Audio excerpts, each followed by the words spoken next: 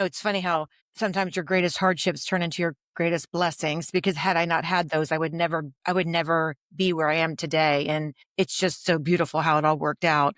But I'm so glad I had the path I did, because I recognized fairly quickly that I did not enjoy working for others. And I don't know if it was a combination of my personality, and also I just didn't feel like I had great leaders. I had great teachers, like phenomenal teachers in my formal education. But in terms of employment, I didn't have people that I felt like I could emulate or wanted to emulate.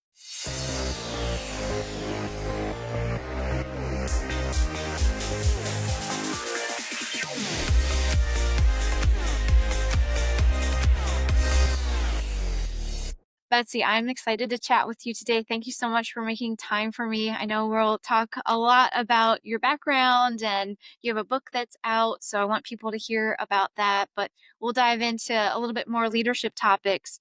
First, I would love for you to share a little bit about your background with us so that we can get to know you better and what you're maybe currently working on or a passion project. Perfect. Sure. So, like you, I'm from Philadelphia, Philly girl, born and raised there, and then moved to Florida when I was young, and spent most of my time in Florida before school.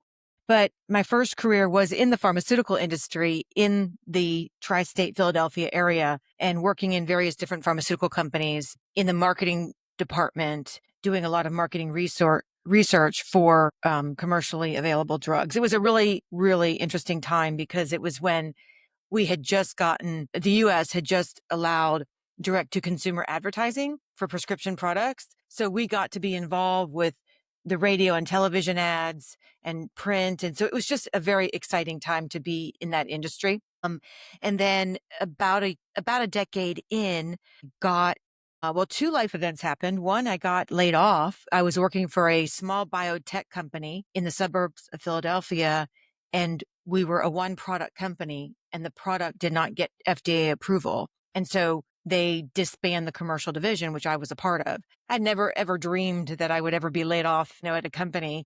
And within a short period of time after that, I found myself suddenly divorced with two daughters who were 1 and 2. And so, because of those two life events, I think happening so quickly together and a little unexpectedly, when I think life throws you those curveballs, it just causes you to pause. And so I paused, and it took me a while to regroup and ground myself. But out of that reflection time, I said, okay, this is a time for me to really pursue what I believe I'm passionate about. I had a lot of pressure in my family to be in the healthcare industry. So I totally pivoted, and I got my real estate license and gave myself 2 years and said, if it doesn't work out in 2 years, my plan B was to go to the major healthcare center in the town that I was raised in and work in their marketing department. But very blessed that I really loved real estate, and I really, really enjoyed working for myself, and have not looked back. That was 20 years ago. That is really awesome, Betsy. And it sounds like through that challenge and that journey, you had to develop yourself into someone who could lead themselves and change what you had anticipated maybe for your life and for your career and take the reins a little bit. Is that accurate, would you say? Yes, very accurate. It's funny how sometimes your greatest hardships turn into your greatest blessings, because had I not had those, I would never be where I am today. And it's just so beautiful how it all worked out. But I'm so glad I had the path I did, because I recognized fairly quickly that I did not enjoy working for others. And I don't know if it was a combination of my personality, and also I just didn't feel like I had great leaders. I had great teachers, like phenomenal teachers in my formal education. But in terms of employment, I didn't have people that I felt like I could emulate or wanted to emulate. And that may have been a reason too. So I was so glad that this path worked for me, because I don't think I could ever go back to working for somebody. Yeah. How does that then tie in, connect to the idea of breaking out of boxes and well, what are those boxes that we put ourselves in? Yeah. Gosh, we put ourselves in, society puts us in the boxes, we get it from so many different angles. And I say, it's from the time we were born, even before we're born, when we see these, it becomes more obvious now, where when I had children, we didn't have the gender reveal parties. But even now, when you see those gender reveal things online, it's that's a box. I mean, we see people so excited about their baby being a certain gender. And so we're immediately then that must mean something, right? Because we're not celebrating that the baby's healthy, we're celebrating the gender. So if we're celebrating a specific gender, then by definition, that must mean something to us as a society. And so we're already putting expectations on that child, and that child hasn't even been born. So that's probably the first box that we are introduced to. I think as a species, we are hunter gatherers, and it was a survival instinct. You had to quickly identify good and bad, threat and non-threat. Who was a threat to our life and who wasn't. And that was probably the very first box is, safety derived. It's become so much more complex than that. And so your family of origin, everybody has boxes just based on the family unit they were born into. I had the really strong pull and pressure to be a physician in my family of origin. That was just very important to my parents. My sisters became physicians. They married physicians. That was considered the epitome of success. Other family of, I had a real estate agent work for me at one time. And in her family of origin, she was kind of an outcast because she chose to go to college, and she was the first person to go to college in her family. And instead of her family being excited for her, they thought she was saying to them, "You're not good enough for me. I need to elevate myself." So it's so interesting because in my family, education was paramount. In her family, it was considered something not desirous to do. So it's every family of origin has different sets of expectations. I spoke with a gentleman a couple of weeks ago, and he told me in his family, the firstborn son is always named John. And he had his firstborn was a son, fourth generation into it, and he had to let his family know he was going to break that tradition. And he said it caused a major rift in his family. Like that's something that I can't even fathom because I didn't have that. But so we all have these individual boxes we were born into, but then it could be our religion. Everybody, whatever you believe, whether you believe or not believe, even atheists and agnostics, it's still a way of thinking. And we make certain assumptions about people once we know their religious orientation. I remember being at a friend's house, and she had to get going because she was going to a dinner, and she was explaining to me that she's in this group and they pick a country every month. There's a different country, and everybody comes to this potluck dinner with a dish that represents the country. And then there were wine pairings that went with the dishes that went with the country. And I was like, oh my gosh, that sounds like so much fun. Who's hosting this month?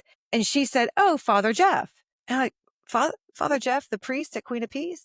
And she's like, yes. And I was like, what? Like, I couldn't wrap my head around that. And then I'm thinking, Betsy, you're putting him in a box. You don't know anything about Father Jeff. You just know he's a priest. That's all I know is his occupation. Yet I assumed that he wouldn't be involved in a dinner group that rotates once a month and is drinking wine and bringing in dish. I just had this thought in my head of what a priest is, which has nothing to do with his occupation. So I think, and that's the danger of these boxes, is that once we slap a label on somebody, we do stop seeing them. We assume we know so much more about them than we do. And so that's where I feel like it can be misguided. It can be very confining. I mean, I know I struggled, and my self-worth really took a dive when I chose to pivot, even just out of the healthcare industry, into real estate within my family of origin. And why? Just because my family of origin thought this box was right for me, but I didn't feel it was right for me. So, the boxes can sometimes not serve us, or sometimes they serve us for a certain period of time and they no longer serve us. Yet we as humans don't like change, and we sometimes tend to overstay our welcome in some boxes that could be hurting us or limiting us. There are so many great points you made there. First, the gender reveal example that you share reminds me of a video I saw on Instagram scrolling the other day. It was a gender reveal video, and the couple, they were going to have a son, and the wife was really disappointed because, assumedly, she was hoping for a girl. And so I think of it similar perspective of how their child might watch that someday and already feel disappointment for not checking off a certain box for their family Yeah. too. Yeah.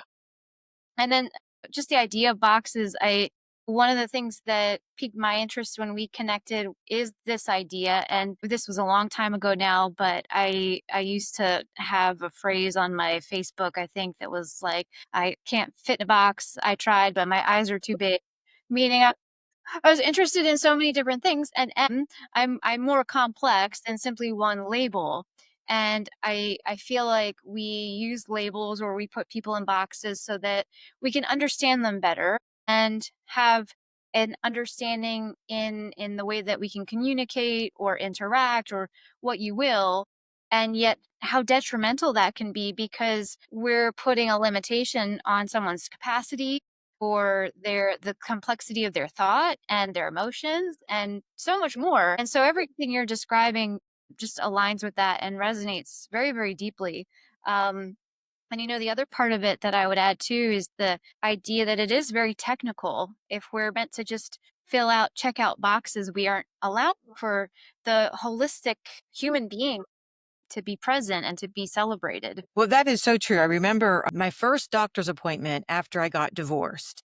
And, they have you kind of refill out paperwork every year or so. And they gave me this paperwork to fill out. And one of the first questions was, check your marital status. And it said single, divorced, single, married, divorced, or widowed. And I like froze. And I had been asked that question or filled out that questionnaire 100 times before, right? Never even thought anything about it. But then at 32 and being divorced, and I'm reading this question, I froze, but I could feel myself outraged because I'm like, why, why does it matter what box? So clearly it matters because they're asking me. And clearly the minute I check a box and somebody reads it, they're going to assume something more than if it's more than just knowing she has a relationship or she's in a relationship that she warrants serious enough to take it to the courthouse to get it legalized. That it's providing more information than that to them. And what information exactly is that? And why is that required to get a pap smear? Like that's what I couldn't wrap my head around. And I really did feel outrage. And so I just turned it in I left it all blank. Because and the other thing was, it's like, okay, I'm single. I was married. I'm now divorced. And now this is 25 years ago. I'm still single. I'd never remarried. So I'm like, okay, am I single now? Like, at what point after you're divorced do you get to say you're single again? Like it's so crazy. So I went in, I turned in the form without it, and lo and behold, they could still do my pap smear. That is a great question, actually. Yeah, like you're allowed to change and evolve and return back to, an original status, if you will.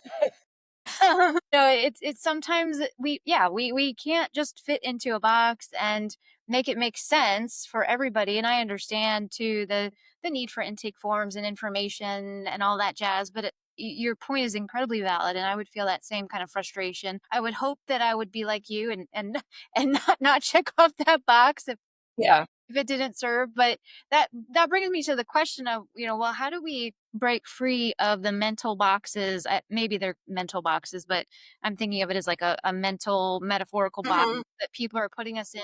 And then, maybe at the same time, and this might be a two-parter, but how are we also breaking free of the boxes we're putting ourselves in and kind of resist that in a way that's positive? Well, I think that for me, I can't make a change until I'm aware of it. So if I want to get out of a box, that requires me being aware that I'm in one. And that awareness requires that I understand there's options outside the box. So for a long time, when I was young, I didn't realize there was other, and as naive as it sounds, that there could be other career options for me because it was ingrained since the day I was born that I was going to be a physician, and everything was teed up for me to be one. I had the internships, I had the education, it was all laid out on a platter. So I was just kind of going through the motions, and it wasn't until I got older when I recognized there's other choices that I can make. So we have to recognize that there's choices outside of the ones we're making. So that's the first step. The way to even know that is, I always say, your body tells you before your mind does,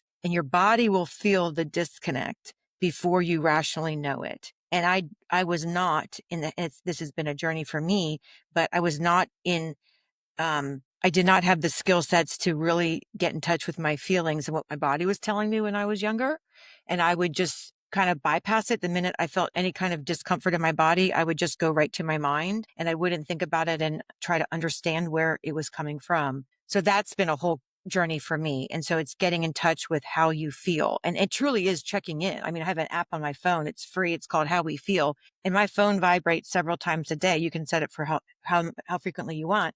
And then when it vibrates, the screen shows up and there's all these different feeling bubbles. You just pick the feeling bubble that you're feeling at the moment, who you're with, what you're doing, and what environment you're in. And you start tracking what environments, people, and situations make you feel good and which make you feel bad. And so it's just been a real learning for me to really tap into how I feel. So then once you know that there's a disconnect there, then you can start identifying what boxes are creating that disconnect the most. And I always recommend start with the one that's giving you the greatest pain and then work your way down. Once you know the box you want to exit, then you've got to, say to yourself, well, why am I staying in it if it's no longer serving me? And what I have found is that it's a fear. So it could be a big one, fear of failure. That's a big one. Even when I went into real estate, I worried that I was going to fail because I hadn't taken an exam in a long time. I had done very poorly keeping connections with my hometown folks. And so I didn't know if anybody would actually use my services. So I had a lot of fears and financial fear too, but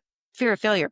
What I've come to realize in the last 2 decades of my life, failure is just a box that we can choose to have in our lives or not. It's a box that we label certain outcomes. And I've decided that's just that box does not exist in my world. It really, in my core, I don't feel that failure can ever touch me because I always say to myself, Betsy, what's the worst that can happen? The worst that can happen in any kind of decision I'm going to make or, scary thing is that it doesn't go my way. Right. So I have to pivot.